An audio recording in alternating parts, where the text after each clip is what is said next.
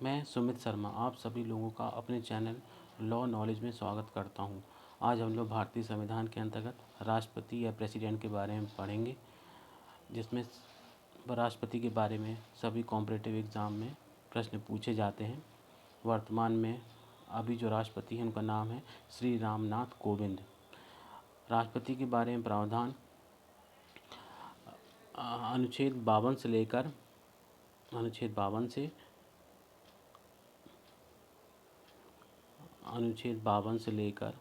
62 तक में दिया है।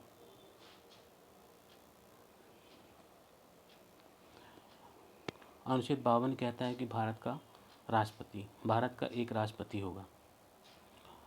अनुच्छेद 53 बताता है संघ की कार्यपालिका शक्ति राष्ट्रपति में निहित होगी। राष्ट्रपति में निहित है। संघ की कार्यपालिका शक्ति किसमें है? राष्ट्रपति में निहित है। और इसका प्रयोग इस संविधान के अनुसार स्वयं और अपने अधीनस्थ अधिकारियों के द्वारा करेगा। अनुच्छेद 54 बताता है राष्ट्रपति का निर्वाचन या इलेक्शन, प्रेसिडेंट के इलेक्शन के बारे में। तो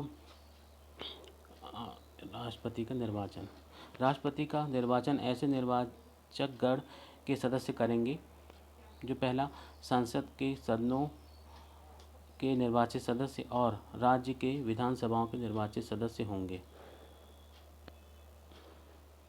अगला अनुच्छेद 55 राष्ट्रपति के निर्वाचन की रीति बताता है। जहाँ ये आपका अनुच्छेद 55 निर्वाचन की रीति, जहाँ एक साध्य हो, राष्ट्रपति के निर्वाचन में भिन्न भिन्न राज्यों के प्रतिनिधित्व के मान में एक रूपता होगी।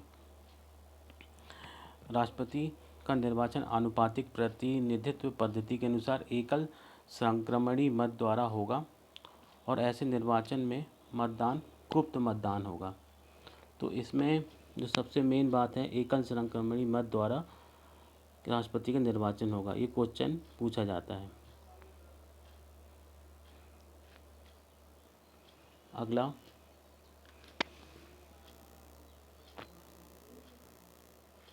अनुच्छेद, ये जो लिखा हुआ है ये इम्पोर्टेंट है वेरी। अनुच्छेद 55 में, अनुच्छेद 55 जो मैंने बताया आपको, ये सबसे इम्पोर्टेंट। राष्ट्रपति का निर्वाचन आनुपातिक प्रतिनिधित्व पद्धति के अनुसार एकल संक्रमणी मत द्वारा होगा और ऐसे निर्वाचन में मतदान गुप्त होगा। ये क्वेश्चन बनता है प्री एग्ज़ाम में।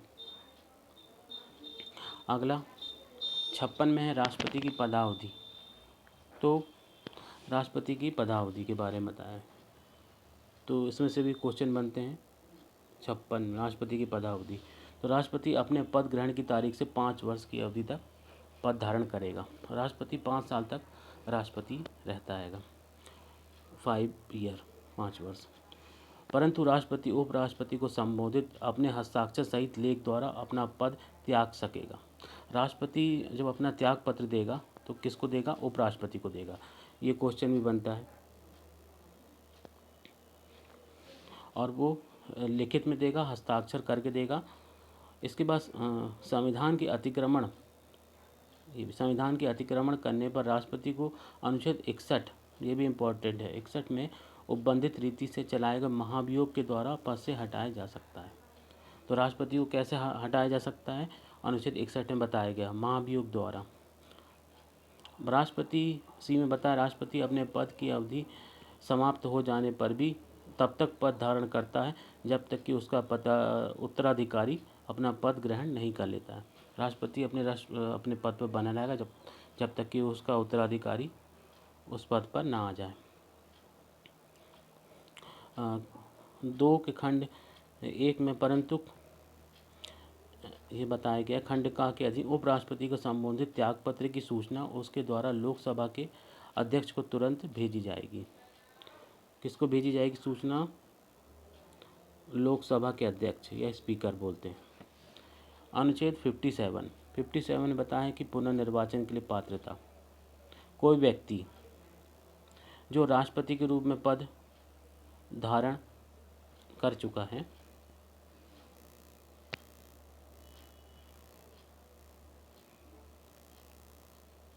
करता है या कर चुका है, संविधान के अन्य उपबंधों के अधीन रहते हुए उस पद के लिए पुनर्निर्वाचन का पात्र होगा। एक बार राष्ट्रपति बन चुके तो फिर से भी बन सकते हैं। तो जैसे कि हम लोग के भारत के पहले राष्ट्रपति थे डॉक्टर राजेंद्र प्रसाद, तो वो 2 बार राष्ट्रपति रहे। 58 में बताया गया है राष्ट्रपति के निर्वाचन होने के लिए अर्हताएँ क्या क्या क्वालिफिकेशन है। पहला, भारत का नागरिक होना चाहिए। दूसरा, 35 वर्ष की आयु पूरी कर चुका हो। दूसरा क्या है, 35 वर्ष की आयु पूरी कर चुका हो। तीसरा, लोकसभा का सदस्य निर्वाचित होने के लिए आहृत हो। किसका? लोकसभा का सदस्य निर्वाचित होने के लिए आहृत हो। कोई दूसरा सब क्लास 2 में लिखा है, कोई व्यक्ति जो भारत सरकार की या किसी राज्य की सरकार के अधीन अथवा उक्त सरकारों में से किसी के नियंत्रण में किसी स्थानीय या अन्य प्राधिकारी के अधीन कोई लाभ का पद धारण करता है तो राष्ट्रपति निर्वाचित होने का पात्र नहीं होगा।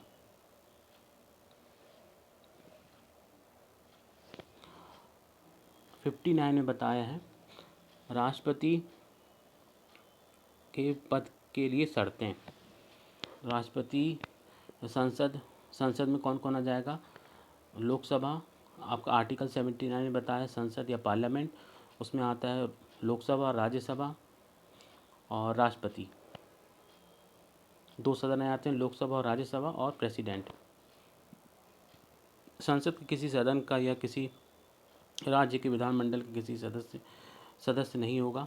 यदि संसद के किसी सदन या किसी राज्य के विधानमंडल के किसी सदन का कोई सदस्य राष्ट्रपति निर्वाचित हो जाता है तो ये समझा जाता है कि उसने सदन में अपना स्थान राष्ट्रपति के रूप में अपने पद ग्रहण की तारीख से रिक्त कर दिया है।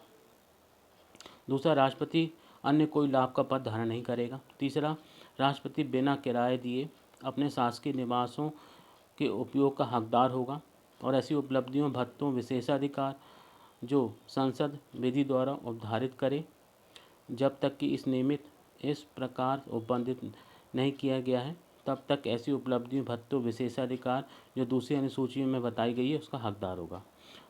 चौथा इसमें है राष्ट्रपति की उपलब्धियां और भत्ते उसकी पदावधि के दौरान कम नहीं किए जाएंगे।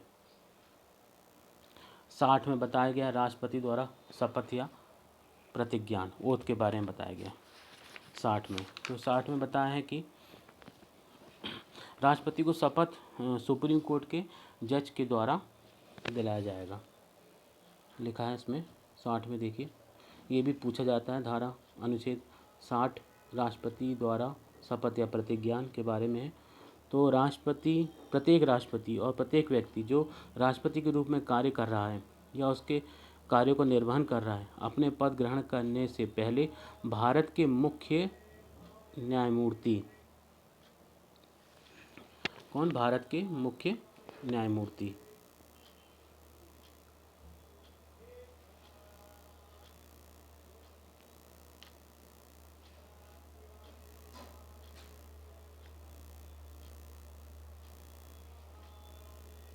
भारत के मुख्य न्यायमूर्ति।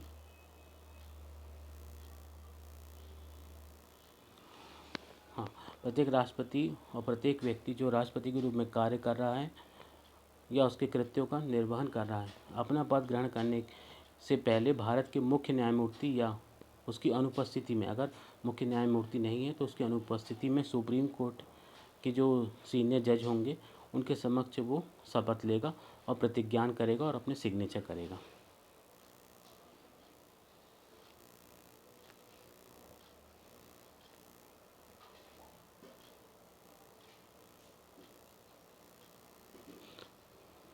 ये इस प्रकार से वो राष्ट्रपति शपथ लेंगे। मैं अमुक ईश्वर की शपथ लेता हूँ, सत्य निष्ठा से प्रतिज्ञान करता हूँ कि मैं श्रद्धापूर्वक भारत के राष्ट्रपति के पद का कार्य पालन अथवा राष्ट्रपति के कृत्यों का निर्वहन करूँगा और अपनी पूरी योग्यता से संविधान और विधि का परीक्षण, संरक्षण, प्रतिरक्षण करूँगा और मैं भारत की जनता की सेवा और कल्याण के लिए तत्पर रहूँगा। इसके बाद है अनुच्छेद 61 में बताया है कि राष्ट्रपति के द्वारा 61 ये भी वेरी इंपॉर्टेंट आर्टिकल पूछा जाता है। 61 में महाभियोग के बारे में इसमें बताया गया है, जब संविधान के अतिक्रमण के लिए राष्ट्रपति पर महाभियोग चलाना हो तो संसद कोई सदन आरोप लगाएगा। संसद कौन सा सदन, चाहे वो लोकसभा हो या राज्यसभा हो। तो ये किसमें संविधान के उल्लंघन होने पर राष्ट्रपति को पद से हटाया जा सकता है। तो संविधान का अतिक्रमण होता है, उसी के आधार पर राष्ट्रपति को उसके पद से हटाया जा सकता है।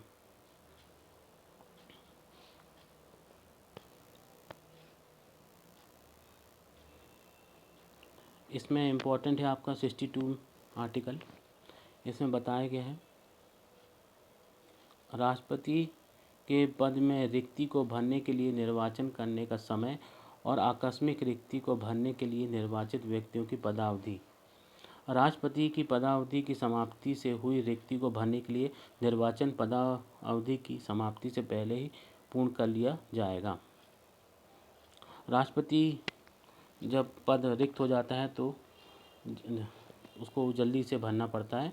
राष्ट्रपति को की मृत्यु, चाहे वो डेथ हो राष्ट्रपति की, पद त्याग या पद से हटाए जाने या अन्य कारण से हुई, उसके पद में रिक्ति को भरने के लिए निर्वाचन रिक्ति होने की तारीख के पश्चात यथाशीघ्र प्रत्येक दशा में 6 माह, कितना समय है, 6 माह,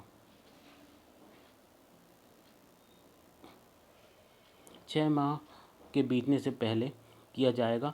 और रिक्ति को भरने के लिए निर्वाचित व्यक्ति अनुच्छेद 56 के उपबंधों के अधीन रहते हुए अपने पद की तारीख से 5 वर्ष की अवधि तक पद धारण करने का हकदार होगा।